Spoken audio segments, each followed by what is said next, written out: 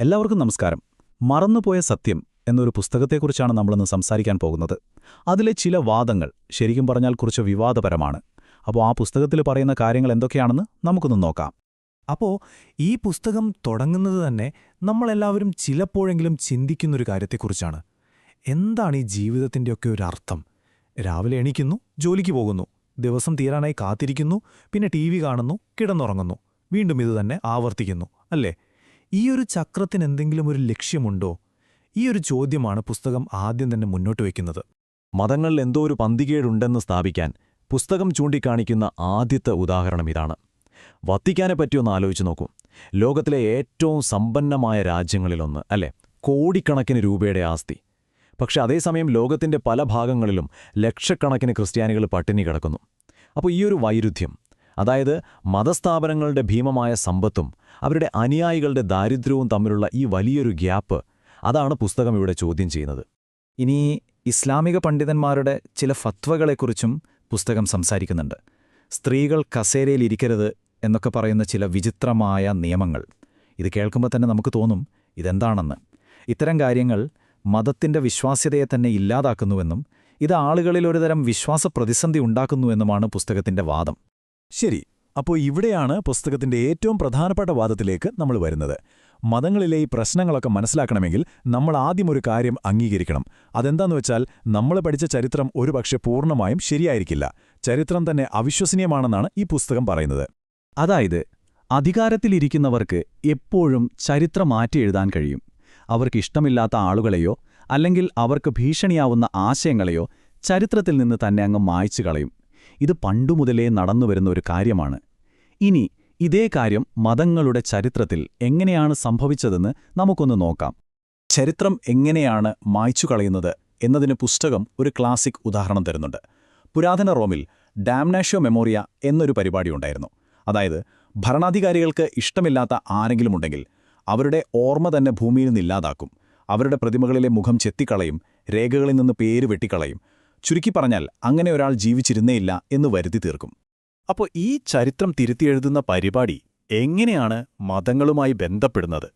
നോക്കൂ, മോശ, യേശു, മുഹമ്മദ് നബി ഇവരൊക്കെ അവരുടെ കാലത്തെ വ്യവസ്ഥിതിയെ ചോദ്യം ചെയ്ത വിപ്ലവകാരികളായിരുന്നു. അവരുടെ ആശയങ്ങൾ അന്നത്തെ ഭരണാധികാരികൾക്ക് വലിയൊരു തലവേദനയായിരുന്നു.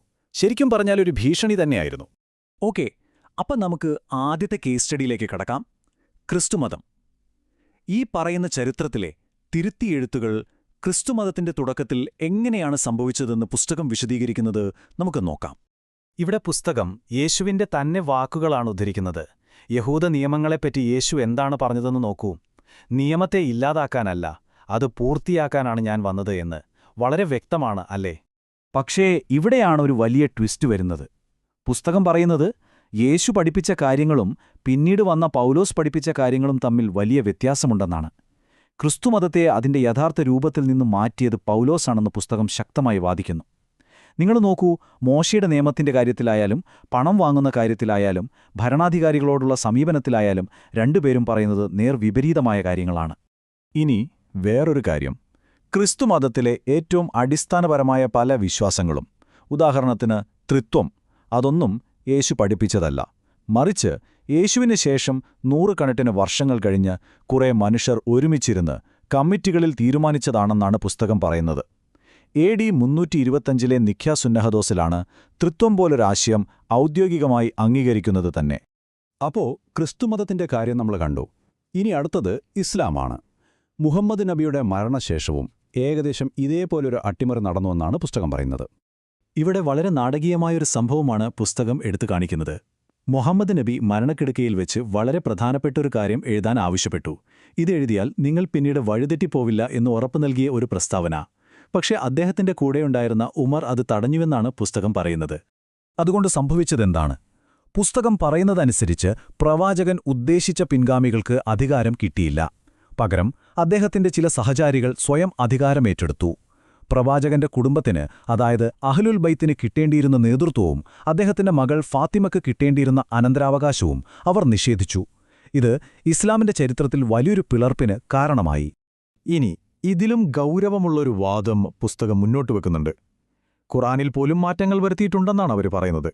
മൂന്നാമത്തെ ഖലീഫയായ ഉസ്മാൻ അന്ന് നിലവിലുണ്ടായിരുന്ന ഖുർആന്റെ പല പതിപ്പുകളും അദ്ദേഹത്തിന്റെ ഔദ്യോഗിക പതിപ്പുമായി യോജിക്കുന്നില്ല എന്ന കാരണത്താൽ കത്തിച്ചു കളഞ്ഞു അത്രേ. ഈ സെന കയ്യെഴുത്തുപ്രതി പോലെയുള്ള പുരാതന കോപ്പികളിൽ ഇന്നത്തെ ഖുർആനുമായി ചില വ്യത്യാസങ്ങൾ കാണുന്നുണ്ടെന്നും പുസ്തകം ചൂണ്ടിക്കാണിക്കുന്നു. അപ്പോൾ നമ്മൾ ക്രിസ്തുമതത്തെയും ഇസ്ലാമിനെയും പറ്റി സംസാരിച്ചു. പക്ഷേ പുസ്തകം പറയുന്നത് ഈയൊരു പാറ്റേൺ, ഈയൊരു അട്ടിമറി ഈ മതങ്ങളിൽ മാത്രം ഒതുങ്ങി നിൽക്കുന്നില്ല എന്നാണ്. ഇത് ഒരു സാർവത്രിക പ്രതിഭാസമാണത്രേ. മറ്റു മതങ്ങളിലും ഇത് കാണാമെന്നാണ് വാദം. ഉദാഹരണത്തിന് യഹൂദമതത്തിൽ തോറയിൽ തന്നെ പറയുന്നുണ്ട് ഇസ്രായേലിയർ അവരുടെ പ്രവാചകന്മാരെ അനുസരിക്കാതെ മറ്റ് ദൈവങ്ങളെ ആരാധിച്ചിരുന്നുവെന്ന്. ഇനി ബുദ്ധമതത്തിലേക്ക് വന്നാലോ, ബുദ്ധൻ മരിച്ചതിനുശേഷം അദ്ദേഹം തെരഞ്ഞെടുത്ത പിൻഗാമിയായ ആനന്ദനെ മാറ്റി നിർത്തിയിട്ട് മറ്റു സന്യാസിമാരാണ് മതം എങ്ങനെയായിരിക്കണമെന്ന് തീരുമാനിച്ചത്. ചുരുക്കി പറഞ്ഞാൽ എവിടെയൊക്കെ ഒരു പ്രവാചകൻ വന്നിട്ടുണ്ടോ അവിടെയെല്ലാം അദ്ദേഹത്തിനു ശേഷം ആ സന്ദേശം അട്ടിമറിക്കപ്പെട്ടിട്ടുണ്ട്. ശരി, അപ്പോൾ ഇവിടുത്തെ പ്രധാന ചോദ്യം ഇതാണ്: എല്ലാ മതങ്ങളുടെയും യഥാർത്ഥ സന്ദേശം പിന്നീട് വന്നവർ മാറ്റിമറിച്ചെങ്കിൽ എന്തായിരുന്നു ആ യഥാർത്ഥ ഒറിജിനൽ സന്ദേശം? ഈ മതങ്ങളെയെല്ലാം ഒന്നിപ്പിച്ചിരുന്ന, എന്നാൽ നമ്മളെല്ലാം മറന്നുപോയ ആ സത്യമെന്താണ്? പുസ്തകം അതിന്റെ ഉത്തരത്തിലേക്ക് നമ്മളെ കൊണ്ടുപോവുകയാണ്. പുസ്തകം പറയുന്ന ആ മറന്നുപോയ സത്യം പുനർജന്മമെന്ന ആശയമാണ്. അതായത് ആത്മാവ് പുതിയ ശരീരങ്ങളിൽ വീണ്ടും വീണ്ടും ജനിക്കുന്നു എന്നത്. നമുക്കറിയാം, ഹിന്ദുമതത്തിലും ബുദ്ധമതത്തിലുമൊക്കെ ഇത് പ്രധാനപ്പെട്ട ഒരു വിശ്വാസമാണ്. പക്ഷേ മറ്റു മതങ്ങളുടെ കാര്യമോ? ഇവിടെയാണ് പുസ്തകം നമ്മളെ ഞെട്ടിക്കുന്നത്. ആദ്യത്തെ തെളിവ് വരുന്നത് ബൈബിളിൽ നിന്ന് തന്നെയാണ്. യേശു സ്നാപക യോഹന്നാനെപ്പറ്റി പറയുന്നുണ്ട്, നിങ്ങൾ സ്വീകരിക്കാൻ തയ്യാറാണെങ്കിൽ വരാനിരിക്കുന്ന ഏലിയാവ് അവനാകുന്നുവെന്ന്. ഇത് പുനർജന്മത്തെക്കുറിച്ചുള്ള വ്യക്തമായൊരു സൂചനയല്ലേ എന്നാണ് പുസ്തകം ചോദിക്കുന്നത്. ഇനി യഹൂദമതത്തിലേക്ക് നോക്കാം. അവിടുത്തെ കബാല പാരമ്പര്യത്തിൽ ഗിൽഗുൽ എന്നൊരാശയമുണ്ട്. അതും ഈ പുനർജന്മം തന്നെയാണ്. പ്രവാചകനായ ജോസഫ് ഹാനോക്കിന്റെ പുനർജന്മമായിരുന്നു എന്ന് അവരുടെ പണ്ഡിതനായ റബ്ബി ഐസക് ലൂറിയ എഴുതിയിട്ടുണ്ടെന്നും പുസ്തകം പറയുന്നു. അവസാനമായി ഇസ്ലാമിലെ ഷിയ പാരമ്പര്യത്തിൽ നിന്നുള്ള ഒരു ഉദ്ധരണിയും പുസ്തകം നൽകുന്നു.